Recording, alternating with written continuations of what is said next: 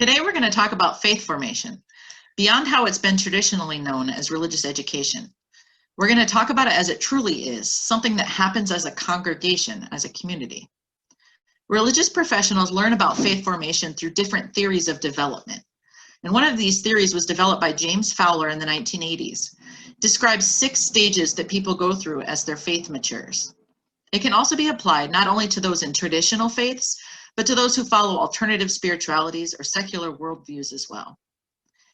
Fowler's theories individuals progress through stages. The first 4 are often remembered as caught, taught, bought, and sought. Faith is caught in stage 1 as an infant, taught in stage 2 as a child, bought in stage 3 as an adolescent, and sought in stage 4 for the rest of your life.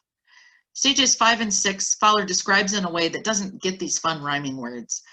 In his theory, they're rare and reserved for religious professionals and prophetic leaders. So let me repeat those first 4.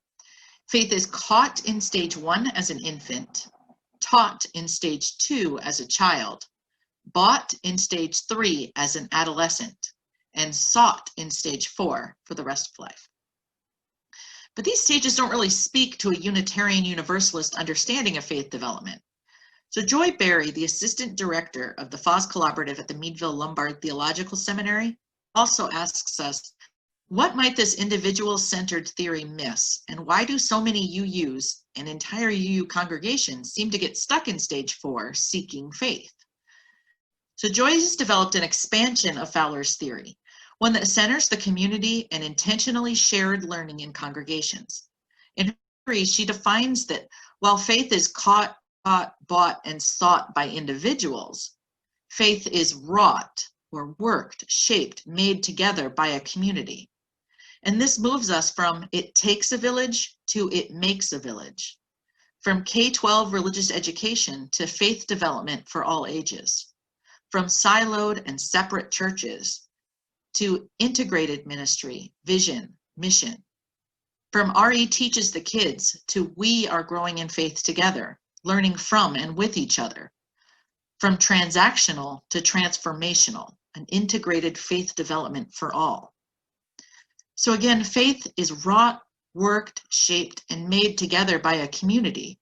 And this moves us from it takes a village to it makes a village. This new theory is a work and reworking of faith, understanding that it can only be done together in covenant, in congregations, in community. We develop, whether it's faith, physically, emotionally, our capacity to be human in the context of community. A community of people who love us. A community where we learn how to resist, how to give, how to take, how to love.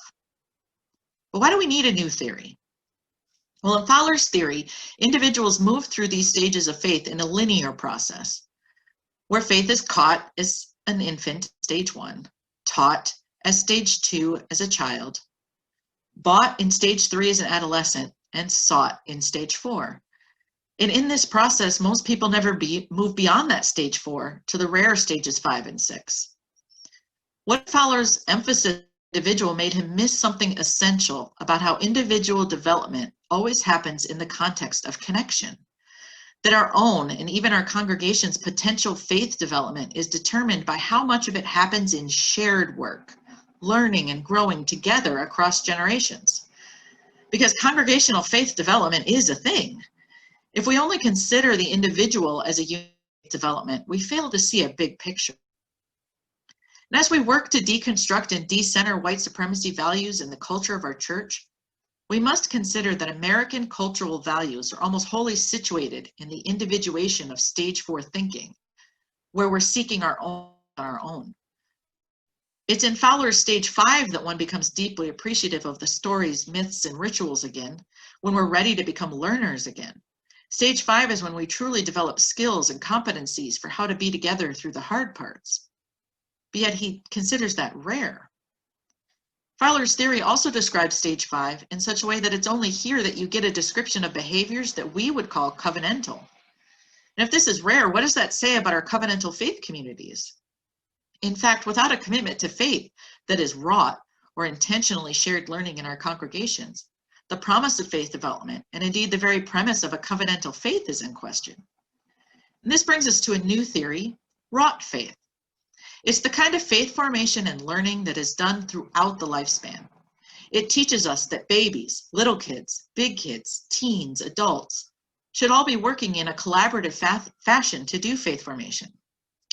It's the actual act of doing that faith formation together that helps us build the muscles that have been neglected for the next part of the marathon that, according to Fowler, we've never been able to finish. A lifelong collaborative process that we create and live in the world and built within a community with a shared covenant. Well, why the word wrought? Joy teaches us that this English word for worked really fits, because wrought iron, groundbreaking discovery. It was better than the iron that came before it. It was special because it was the first iron that didn't get brittle from being reworked. You could use wrought iron, take it to the forge, and make a tool out of it. And when you needed a new tool, when the need changed, you could bring it back, melt it down into goo. See what I did there? Bring it back, rework it, reforge it, reheat it, reshape it. And it's not brittle. In fact, it's stronger. So wrought is really the best word for this. Wrought faith is a community of people who are each on a wrought faith journey. Because if we engage as a people of faith together in a collaborative manner, in ways of faith formation that don't silo us off and separate us by age all the time, then something stronger will result.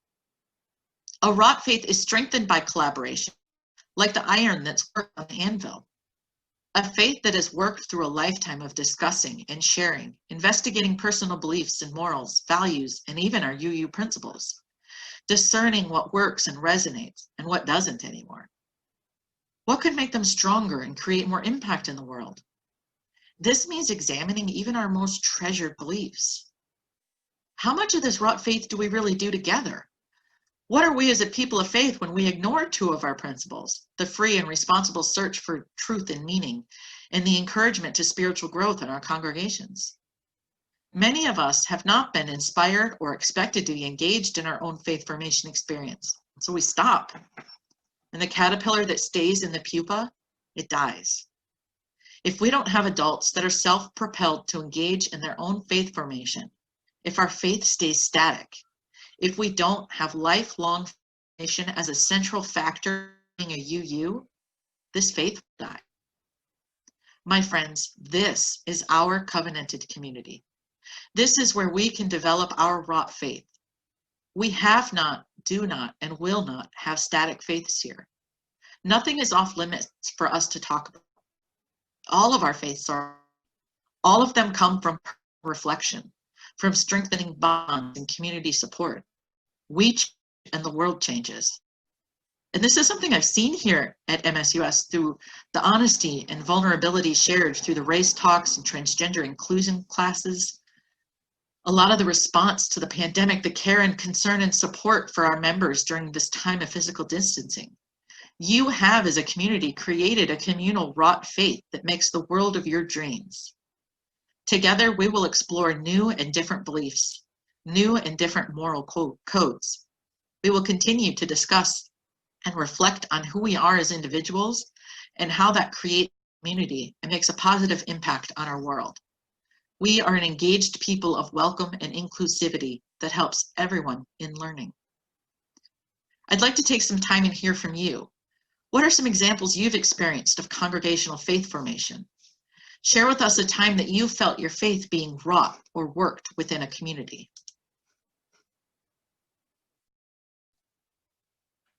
Feel free to raise your hand and we'll unmute you.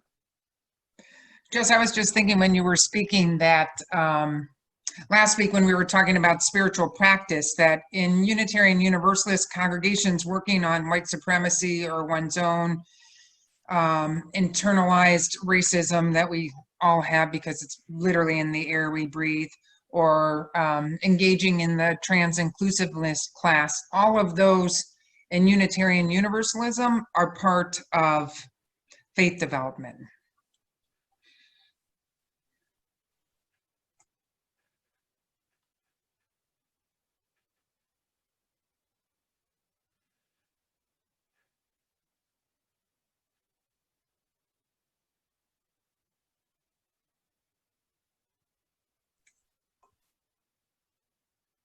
This is Jamie. I don't think you're seeing me wave my hand. Thanks, Jamie. Yeah. And I don't have one of those little chat hands on my phone. So anyway, I would say the biggest piece of or activity of faith formation that I participated in was covenant group, especially my first year when Reverend Laurie Bushbaum started the group. It really helped me figure out what spirituality was and how to access that, because I knew that something like that existed. I used to call myself an atheist, but I haven't called myself that for quite some time now. And I think my faith formation went from what I wasn't to what I was or what I am, and something more positive in nature rather than negative. And so covenant group was very meaningful to me in that way, the first year I participated in it, and sometimes still is. We'll be kicking If off they're not two COVID. small, Jamie, we'll be kicking off two small groups in October. One is going to be a small group spiritual direction, and the other will be a small group around the themes that come from Soul Matters. So that'll be an opportunity, just like what you spoke of, for other folks. Kathy. One of the things that has been a growth process for me is having had to engage in a lot of the anti-white supremacy work around individualism. Probably, certainly when I first became a Unitarian Universalist, I would have been all about the freedom of speech, freedom of everything, and it doesn't matter who you offend. And I've come to understand that while yes, we have freedom of conscience and freedom of speech aren't the same thing. And part of the responsible search is about understanding the power dynamics and how things we say and do impact other people, particularly those who have been more marginalized in our faith over time. And so I'm really moving towards more of a sense of understanding of the whole complexity.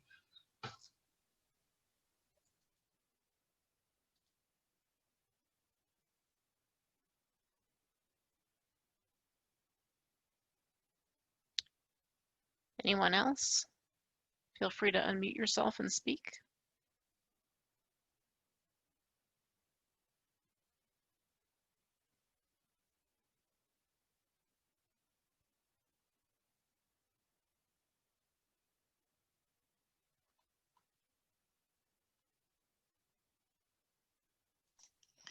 So as you've heard, worship is not the main event of faith formation. It is a special honored practice of group spirituality. And our faith is formed in classes, both online and in person, in covenant groups, in small groups, in parenting and personal life help and guidance, through community events, movie nights, online watch parties, park cleanups and meetups, festival booths, and a countless of other ways. And these ways all have a common thread. They're done together in all ages.